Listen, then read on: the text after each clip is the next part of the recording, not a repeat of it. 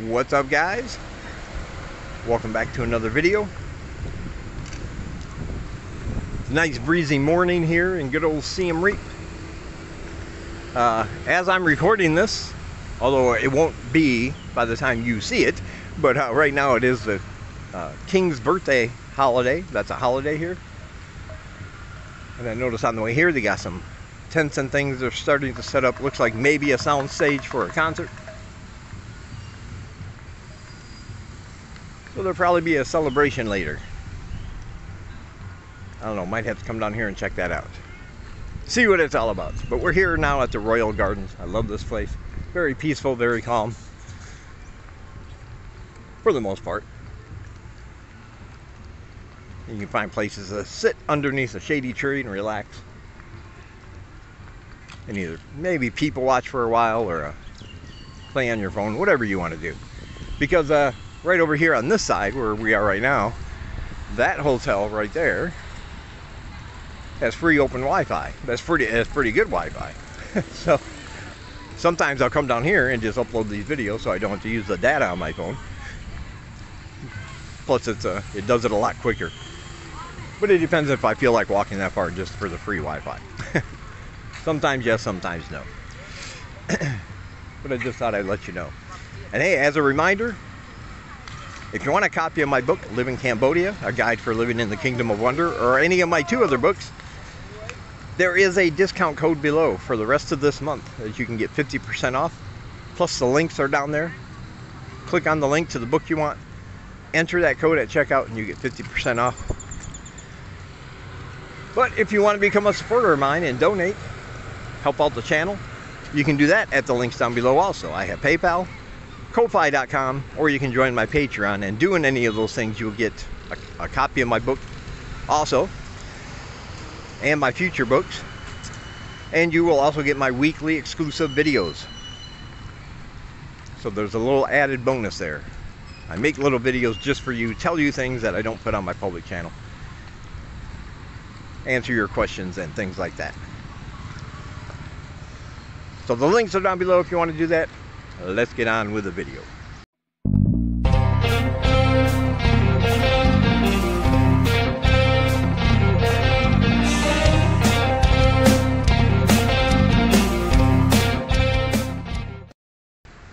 All right. So we're inching closer to reaching that fabled COVID-0 status here in Cambodia. It's been 7 days without a new reported case and only 7 active cases left in the country at the time I am making this video. That could always change, of course. You know, somebody left me a comment and said, well, you know, there's COVID everywhere. You can't just say there's no COVID in the country. And I understand where he was coming from. I understand how that may sound. But I did want to clarify that COVID-0 doesn't mean they've eliminated COVID. Like they set up guards at the borders of Cambodia and said, no, COVID, you cannot come in, or something like that. Of course, just COVID, and there's always going to be COVID. We're going to have to live with that for a long time, get used to it. But COVID-0 simply means after a certain amount of time, we have no new reported cases, and all the people that had COVID have recovered, along with those 0 new cases. So COVID-0 doesn't mean there's 0 COVID. It just means currently at the time we're getting close to achieving a COVID-0 status. And I believe we'll be the first country to do that. And if not, we're certainly the first country in this part of the world, that will do that. So it's a very exciting time, but again, they always urge optimism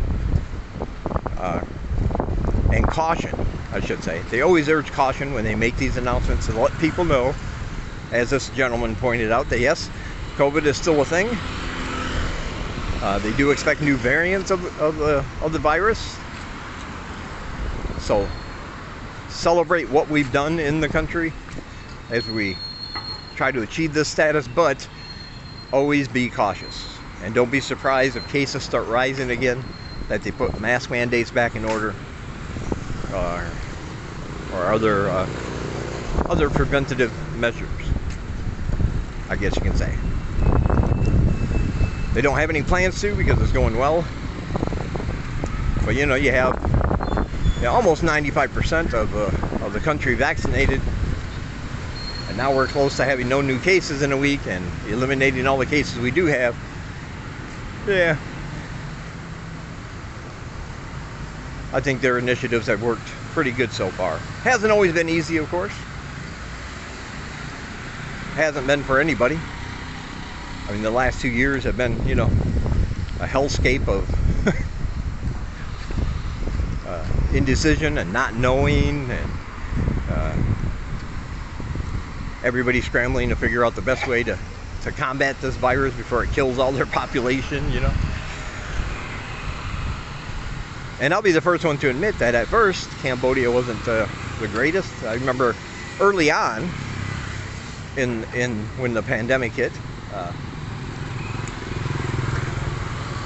the Prime Minister here and an envoy of his welcomed a tourist ship, a tourist cruise ship that was stuck in the ocean. No country wanted to take them because they had raging COVID, you know, on board. A lot of people tested positive, and nobody wanted them in port. Oh, hello. How are you? Good. That's Mr. D. Best tuk-tuk driver, Siem Reap. If you're in Siem Reap, ask for Mr. D. Yeah. Right here. There you go. I'll give you a phone number right there. There you go. Take a screenshot of that. Yeah. Come to Siem Reap. He speaks really good English. He knows his way around. He's lived here a long, long time. And he'll give you a good deal. Sure. My favorite tuk-tuk guy here. But anyway, this ship wasn't allowed to dock anywhere else, and Cambodia said, yeah, we'll take them, and that's nice. I appreciate them doing the humane thing. But at that time, we didn't know about masks. We didn't know about the infection rates. And so the government here was still under the impression, you know, that none of that mattered. Nobody wore a mask to meet the people on this ship. And in fact, they forbade anybody from wearing a mask and causing a panic. And then they took these people from the ship and actually gave them a walking tour of Phnom Penh. Nobody was wearing a mask. Some of them were infected. So, yeah, not every country has started out doing the right thing. But what I like about Cambodia is that as soon as people with more knowledge than the government, people with more knowledge were told about certain things, were following the science, following the evidence, and said, okay, we're going to change. And they changed on a dime. It went from, don't worry about wearing a mask, we don't want you to everybody wear a mask. And they've been receiving every bit of vaccination they can, donated by different countries. And they started a huge initiative to make sure that everybody got vaccinated. Even now, they're thinking about starting an initiative to vaccinate younger kids, less than 5 years old.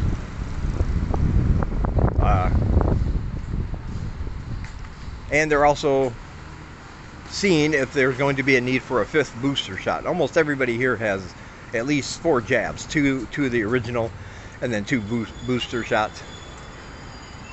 And they're thinking about 1 more.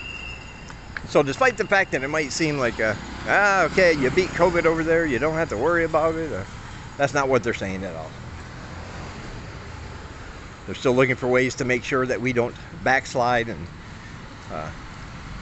have something happen, makes the numbers go up and all that good stuff. You know what I mean.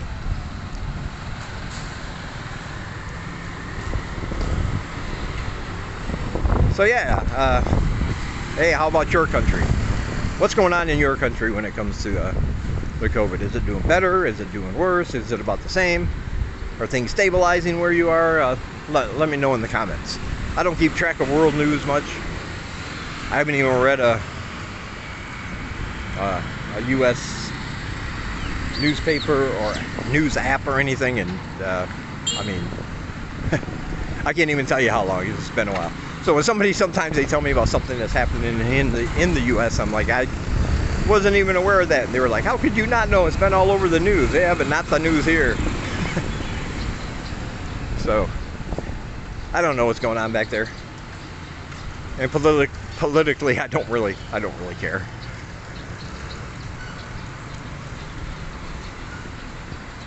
But there was an interesting article in the Khmer Times about how Americans living in Cambodia, some Americans feel about America, about the United States, and what they feel is wrong with it. And the one thing that keeps coming up is how other countries view Americans as belligerent and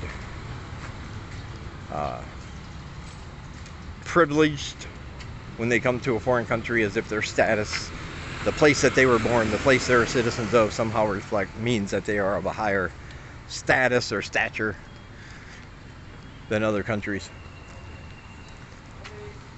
A lot of hubris coming from the Americans.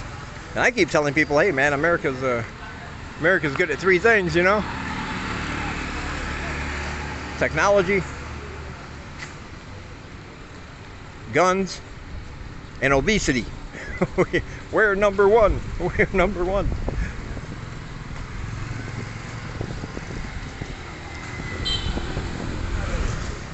And that is not everybody over here, but the article focused on people who had that opinion that Americans are belligerent and they're spoiled and they're a little bit too demanding, just because, you know, you hear sometimes like, well, back in America I could have done this, you know, like, yeah, but you're not there anymore. You're here. So go with the flow, man.